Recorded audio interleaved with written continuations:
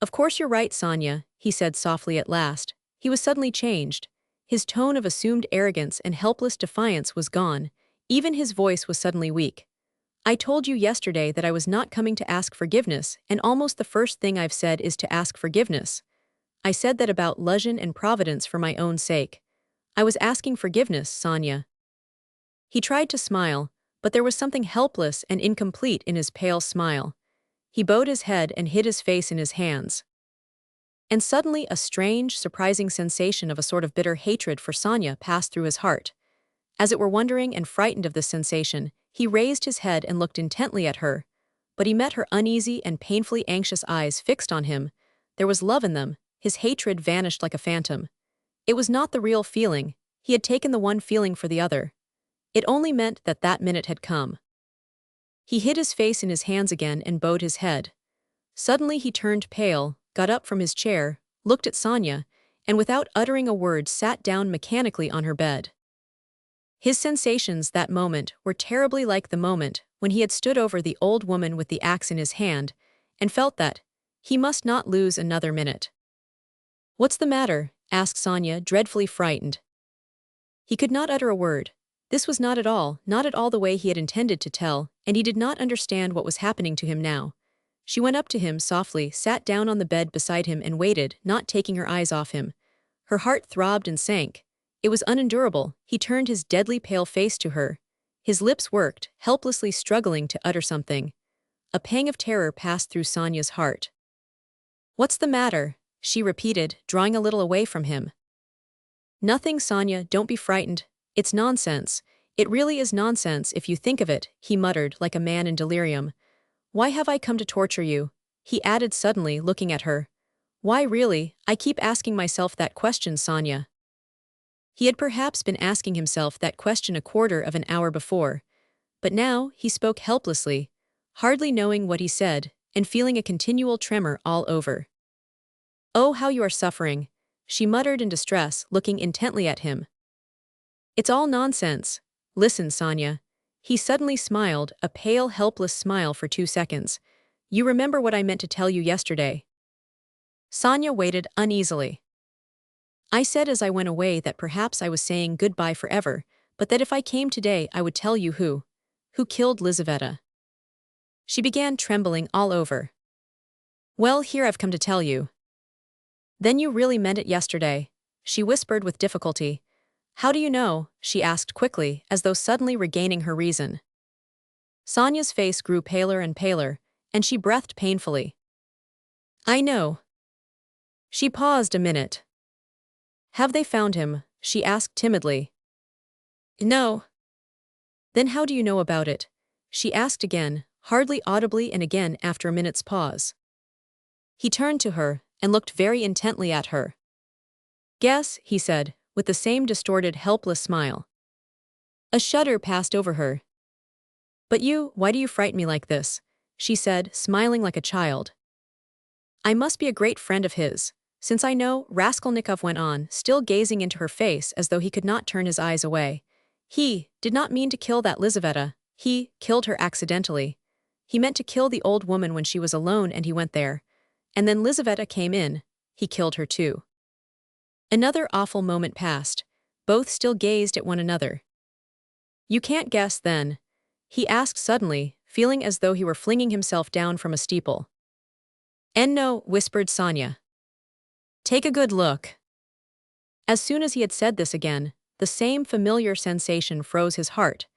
He looked at her, and all at once seemed to see in her face the face of Lizaveta. He remembered clearly the expression in Lizaveta's face, when he approached her with the axe, and she stepped back to the wall, putting out her hand, with childish terror in her face, looking as little children do when they begin to be frightened of something, looking intently and uneasily at what frightens them, shrinking back and holding out their little hands on the point of crying. Almost the same thing happened now to Sonya.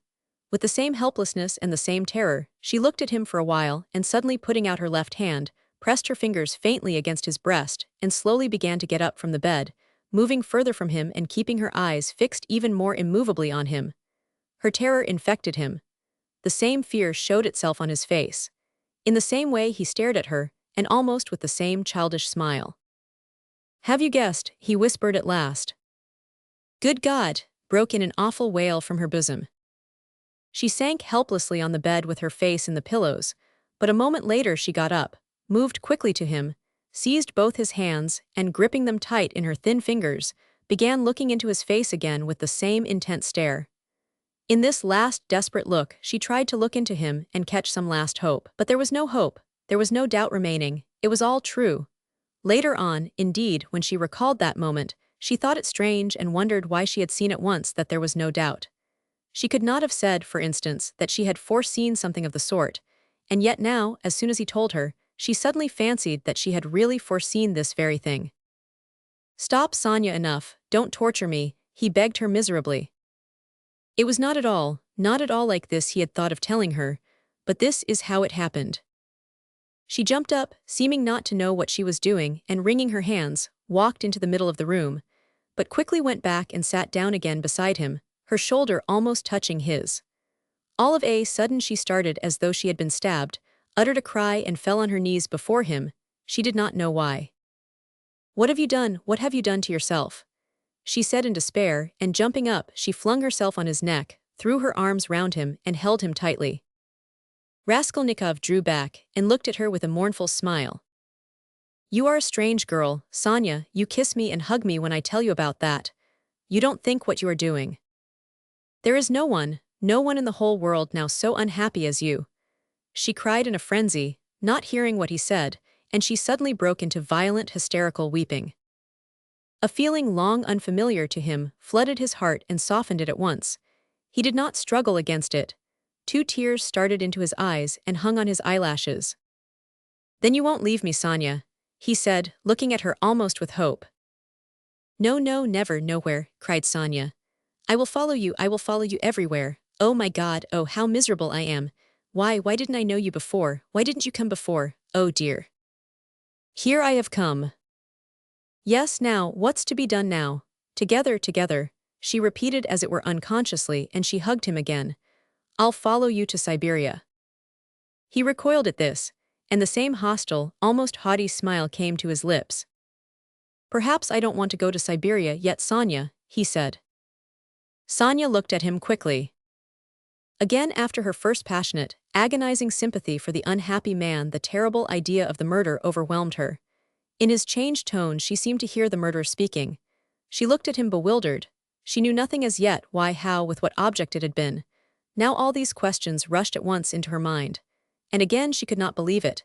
He is a murderer, could it be true? What's the meaning of it? Where am I? She said in complete bewilderment, as though still unable to recover herself. How could you, a man like you, how could you bring yourself to it? What does it mean? Oh well, to plunder. Leave off, Sonya, he answered wearily, almost with vexation. Sonya stood as though struck dumb, but suddenly she cried. You were hungry, it was, to help your mother, yes. No, Sonya, no, he muttered, turning away and hanging his head. I was not so hungry. I certainly did want to help my mother, but that's not the real thing either. Don't torture me, Sonya. Sonya clasped her hands. Could it all be true? Good God, what a truth, who could believe it? And how could you give away your last farthing and yet rob and murder? Ah, she cried suddenly, that money you gave Katerina Ivanovna. That money. Can that money? No, Sonya, he broke in hurriedly. That money was not it. Don't worry yourself.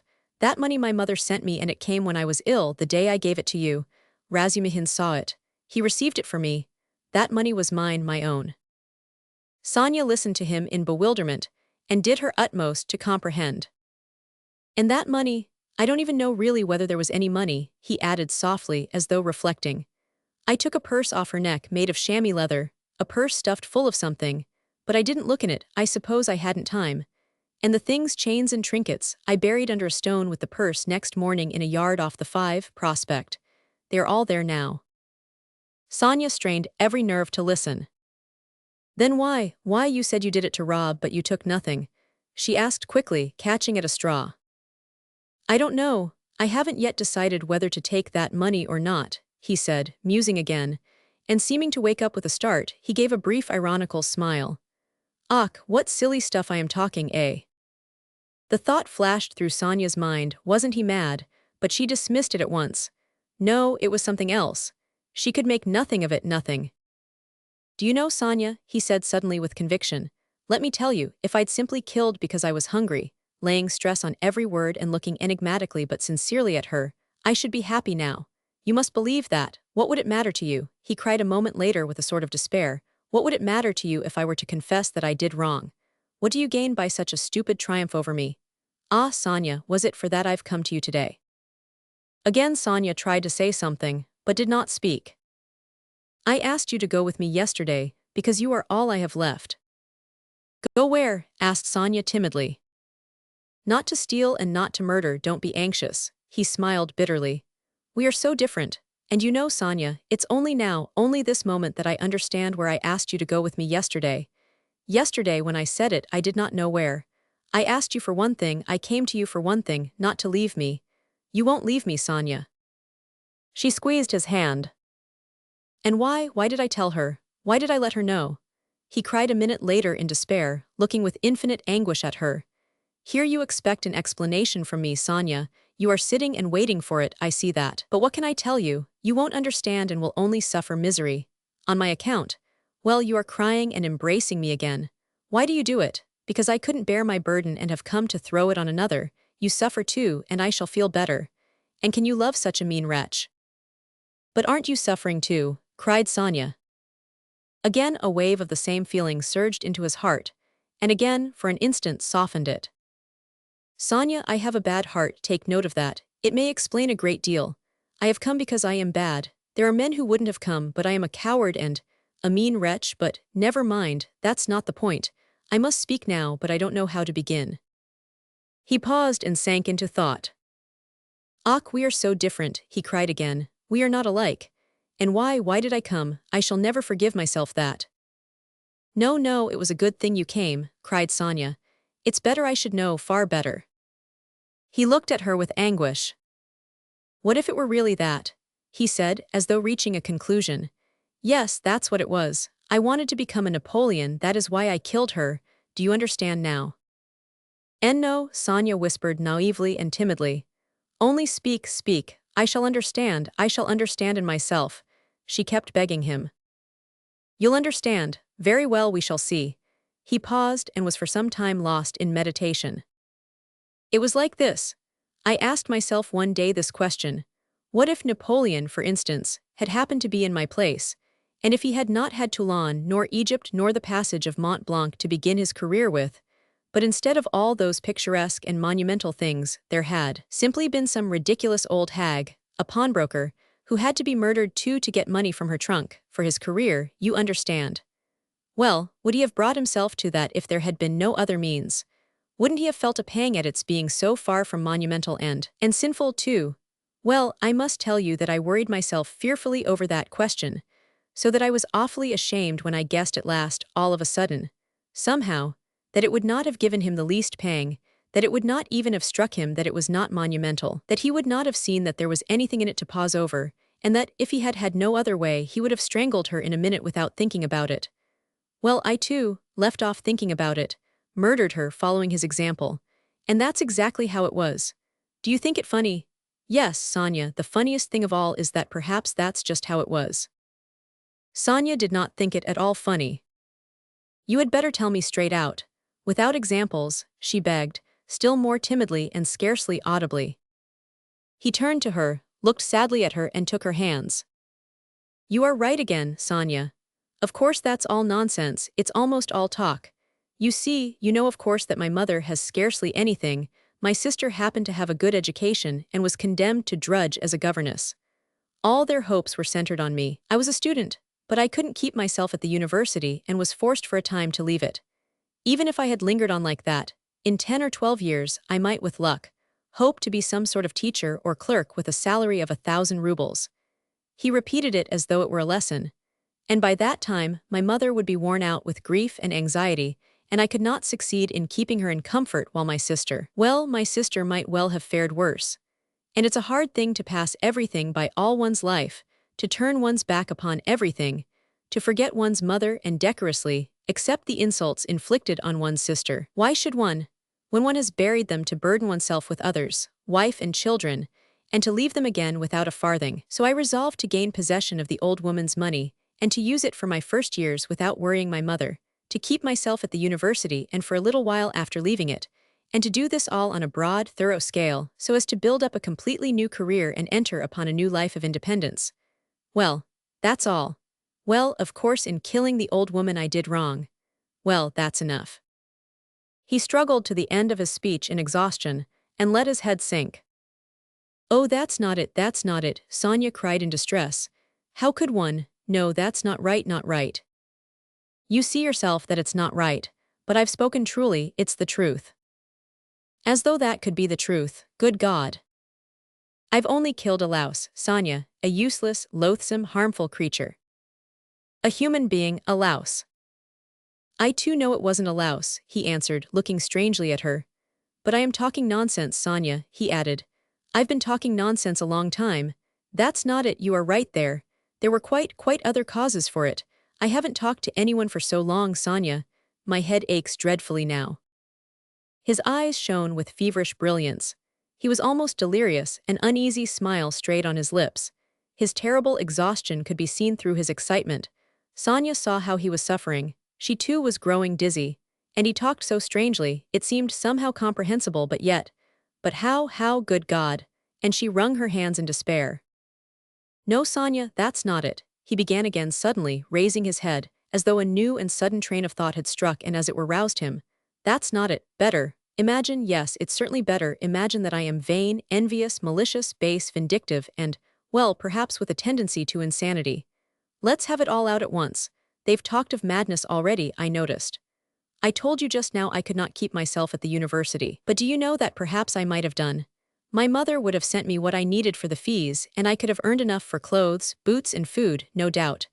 Lessons had turned up at half a ruble. Razumihin works. But I turned sulky and wouldn't. Yes, sulkiness, that's the right word for it. I sat in my room like a spider. You've been in my den, you've seen it. And do you know, Sonya, that low ceilings and tiny rooms cramp the soul and the mind? Ah, how I hated that garret. And yet I wouldn't go out of it. I wouldn't on purpose. I didn't go out for days together, and I wouldn't work. I wouldn't even eat. I just lay there doing nothing. If Nastasia brought me anything, I ate it. If she didn't, I went all day without. I wouldn't ask on purpose from sulkiness. At night I had no light. I lay in the dark and I wouldn't earn money for candles. I ought to have studied, but I sold my books, and the dust lies an inch thick on the notebooks on my table. I preferred lying still and thinking, and I kept thinking. And I had dreams all the time, strange dreams of all sorts, no need to describe. Only then I began to fancy that, no, that's not it. Again I am telling you wrong. You see, I kept asking myself then, why am I so stupid that if others are stupid, and I know they are, yet I won't be wiser? Then I saw, Sonya, that if one waits for everyone to get wiser it will take too long. Afterwards I understood that that would never come to pass, that men won't change and that nobody can alter it, and that it's not worth wasting effort over it. Yes, that's so. That's the law of their nature, Sonya. That's so. And I know now, Sonya, that whoever is strong in mind and spirit will have power over them. Anyone who is greatly daring is right in their eyes. He who despises most things will be a lawgiver among them, and he who dares most of all will be most in the right. So it has been till now, and so it will always be. A man must be blind not to see it. Though Raskolnikov looked at Sonya as he said this, he no longer cared whether she understood or not. The fever had complete hold of him. He was in a sort of gloomy ecstasy. He certainly had been too long without talking to anyone. Sonya felt that his gloomy creed had become his faith and code. I divine then, Sonya, he went on eagerly, that power is only vouchsafed to the man who dares to stoop and pick it up. There's only one thing needful. One has only to dare. Then for the first time in my life an idea took shape in my mind which no one had ever thought of before me, no one. I saw clear as daylight how strange it is that not a single person living in this mad world has had the daring to go straight for it all and send it flying to the devil. I wanted to have the daring, and I killed her. I only wanted to have the daring, Sonya. That was the whole cause of it. Oh, hush, hush, cried Sonya, clasping her hands. You turned away from God and God has smitten you, has given you over to the devil. Then, Sonya, when I used to lie there in the dark and all this became clear to me, was it a temptation of the devil, eh? Hush, don't laugh, blasphemer. You don't understand, you don't understand. Oh God, he won't understand. Hush, Sonya, I am not laughing. I know myself that it was the devil leading me. Hush, Sonya, hush, he repeated with gloomy insistence. I know it all, I have thought it all over and whispered it all over to myself, lying there in the dark. I've argued it all over with myself, every point of it, and I know it all. And how sick I was then of going over it all. I have kept wanting to forget it and make a new beginning, Sonya, and leave off thinking. And you don't suppose that I went into it headlong like a fool. I went into it like a wise man, and that was just my destruction. And you mustn't suppose that I didn't know, for instance, that if I began to question myself whether I had the right to gain power, I certainly hadn't the right. Or that if I asked myself whether a human being is a louse, it proved that it wasn't so for me, though it might be for a man who would go straight to his goal without asking questions. If I worried myself all those days, wondering whether Napoleon would have done it or not, I felt clearly, of course, that I was Napoleon. I had to endure all the agony of that battle of ideas, Sonya, and I longed to throw it off. I wanted to murder without casuistry, to murder for my own sake, for myself alone. I didn't want to lie about it even to myself. It wasn't to help my mother I did the murder, that's nonsense. I didn't do the murder to gain wealth and power and to become a benefactor of mankind. Nonsense? I simply did it. I did the murder for myself alone, and whether I became a benefactor to others or spent my life like a spider catching men in my web and sucking the life out of men, I couldn't have cared at that moment. And it was not the money I wanted, Sonya, when I did it. It was not so much the money I wanted, but something else. I know it all now.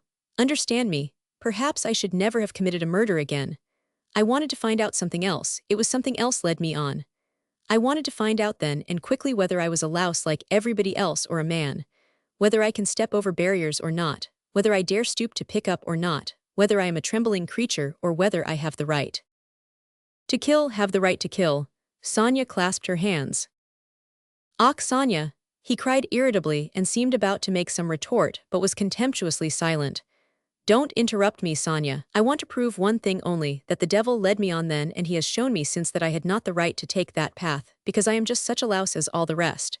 He was mocking me and here I've come to you now. Welcome your guest. If I were not a louse should I have come to you? Listen, when I went then to the old woman's I only went to try. You may be sure of that. And you murdered her. But how did I murder her? Is that how men do murders? Do men go to commit a murder as I went then? I will tell you some day how I went. Did I murder the old woman? I murdered myself, not her. I crushed myself once for all, forever. But it was the devil that killed that old woman, not I. Enough, Sonya, enough. Let me be.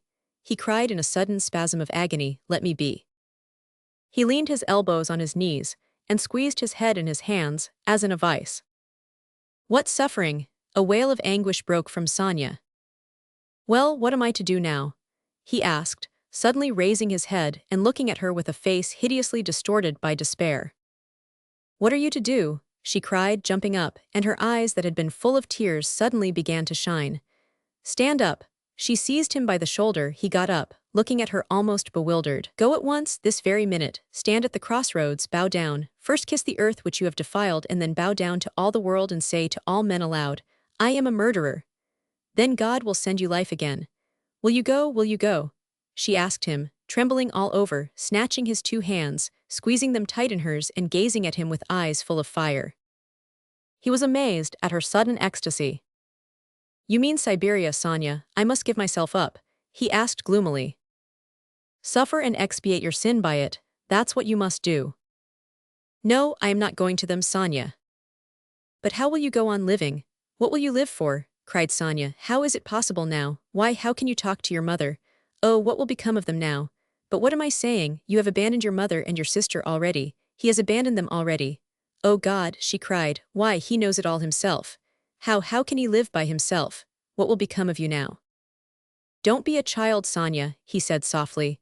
What wrong have I done them? Why should I go to them? What should I say to them? That's only a phantom. They destroy men by millions themselves and look on it as a virtue. They are knaves and scoundrels, Sonya. I am not going to them. And what should I say to them? That I murdered her but did not dare to take the money and hid it under a stone? He added with a bitter smile. Why, they would laugh at me and would call me a fool for not getting it. A coward and a fool. They wouldn't understand and they don't deserve to understand. Why should I go to them? I won't. Don't be a child, Sonya. It will be too much for you to bear, too much, she repeated, holding out her hands in despairing supplication. Perhaps I've been unfair to myself, he observed gloomily, pondering, Perhaps after all I am a man and not a louse, and I've been in too great a hurry to condemn myself. I'll make another fight for it. A haughty smile appeared on his lips. What a burden to bear, and your whole life, your whole life. I shall get used to it, he said grimly and thoughtfully.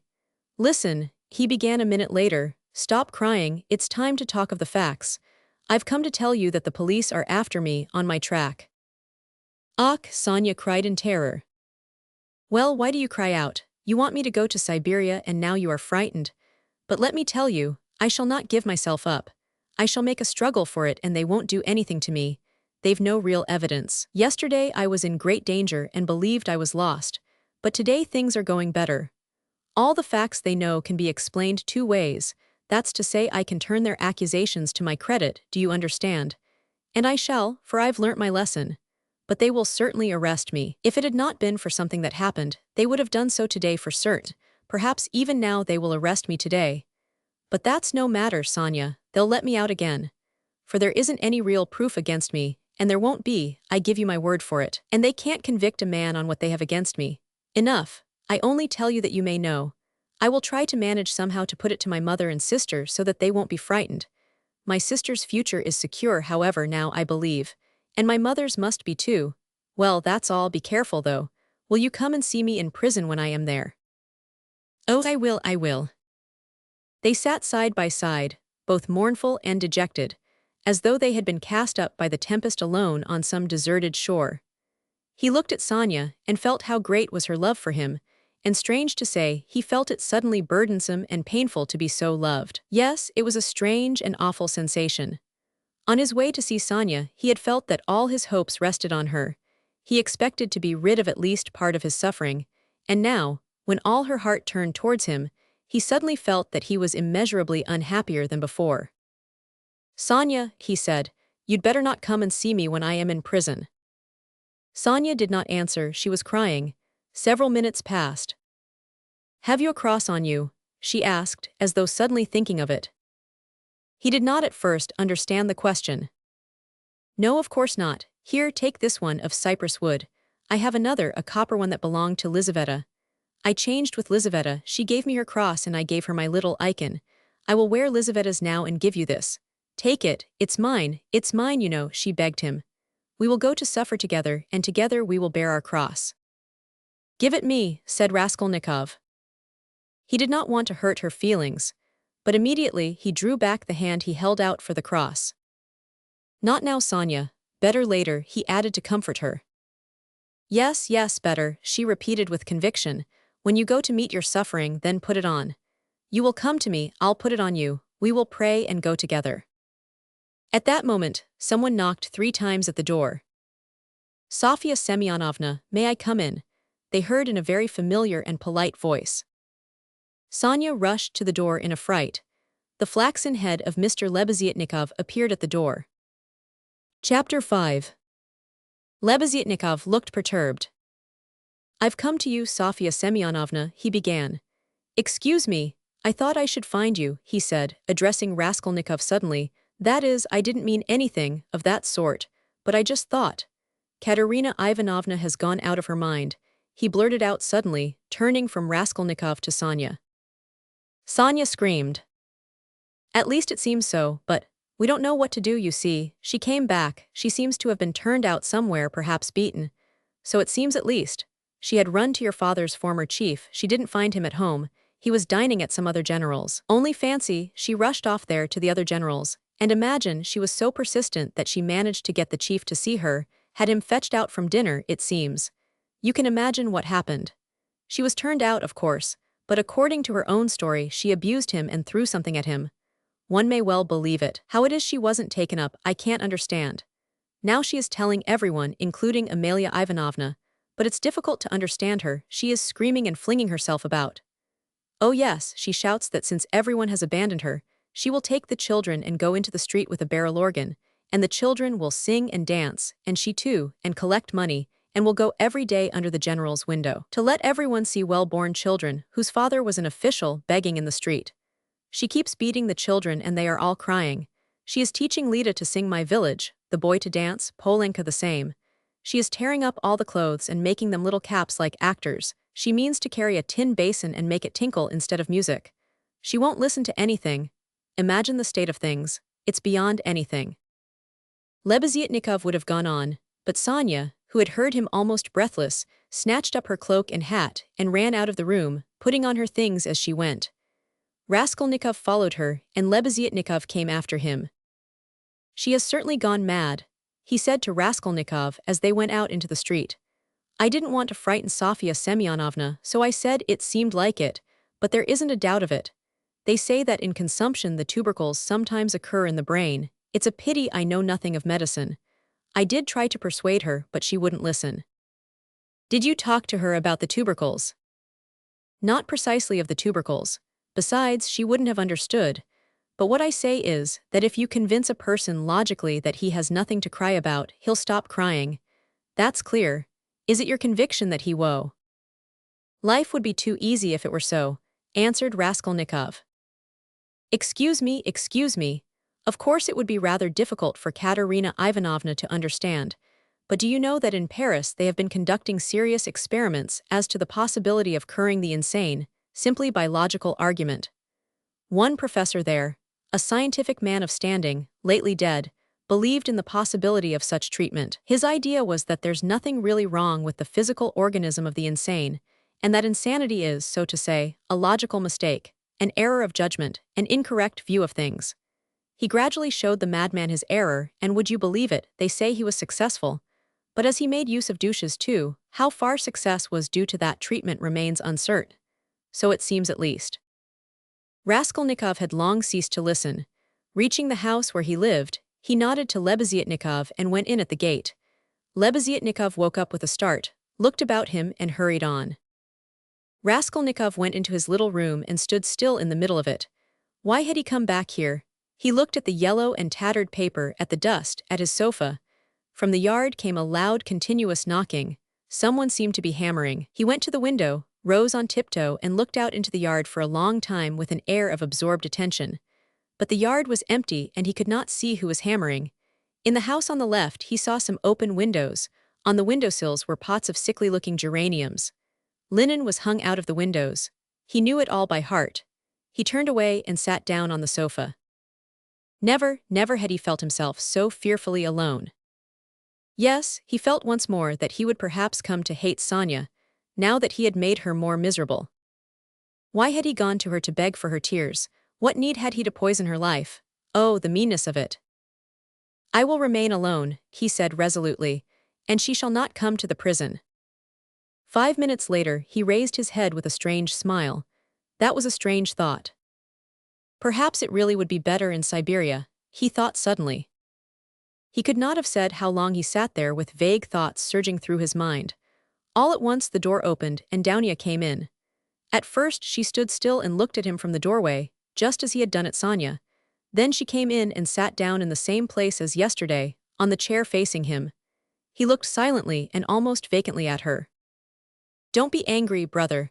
I've only come for 1 minute," said Dounia. Her face looked thoughtful but not stern. Her eyes were bright and soft. He saw that she too had come to him with love. "Brother, now I know all. Dmitri Prokofitch has explained and told me everything. They are worrying and persecuting you through a stupid and contemptible suspicion. Dmitri Prokofitch told me that there is no danger, and that you are wrong in looking upon it with such horror. I don't think so, and I fully understand how indignant you must be, and that indignation may have a permanent effect on you. That's what I am afraid of. As for your cutting yourself off from us, I don't judge you, I don't venture to judge you, and forgive me for having blamed you for it.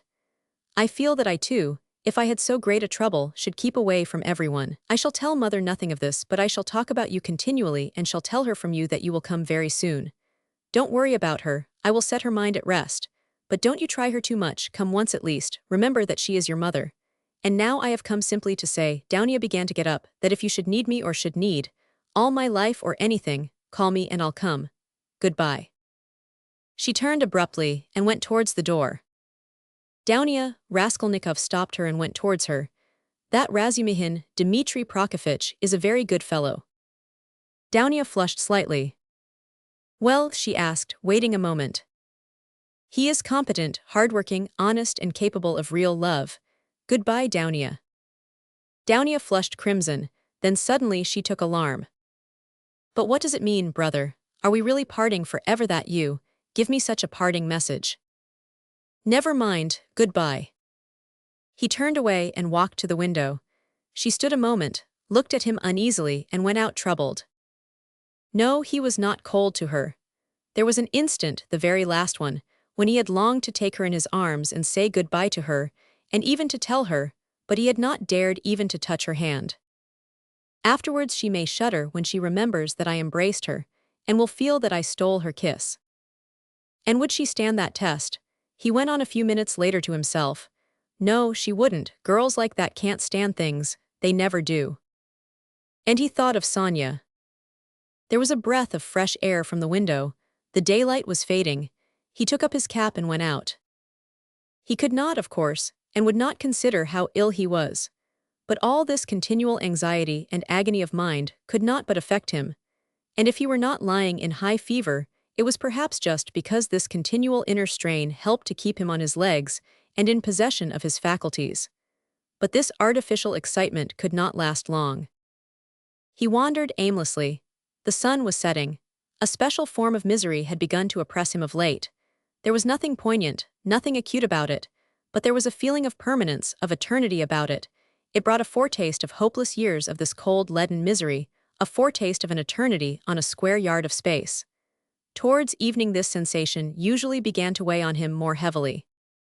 With this idiotic, purely physical weakness, depending on the sunset or something, one can't help doing something stupid. You'll go to Downia as well as to Sonya, he muttered bitterly. He heard his name called. He looked round. Lebeziatnikov rushed up to him. Only fancy, I've been to your room looking for you. Only fancy, she's carried out her plan and taken away the children. Sofya Semyonovna and I have had a job to find them. She is rapping on a frying pan and making the children dance. The children are crying. They keep stopping at the crossroads and in front of shops. There's a crowd of fools running after them. Come along. And Sonya? Raskolnikov asked anxiously, hurrying after Lebeziatnikov. Simply frantic. That is, it's not Sofya Semyonovna's frantic, but Katerina Ivanovna, though Sofya Semyonova's frantic too. But Katerina Ivanovna is absolutely frantic.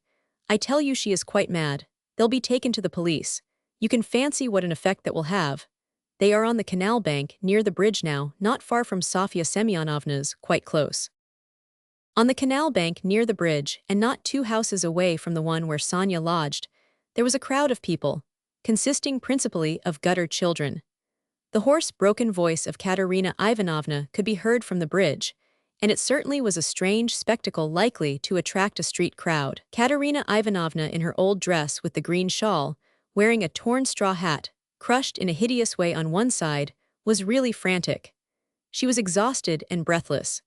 Her wasted, consumptive face looked more suffering than ever, and indeed out of doors in the sunshine, a consumptive always looks worse than at home. But her excitement did not flag, and every moment her irritation grew more intense.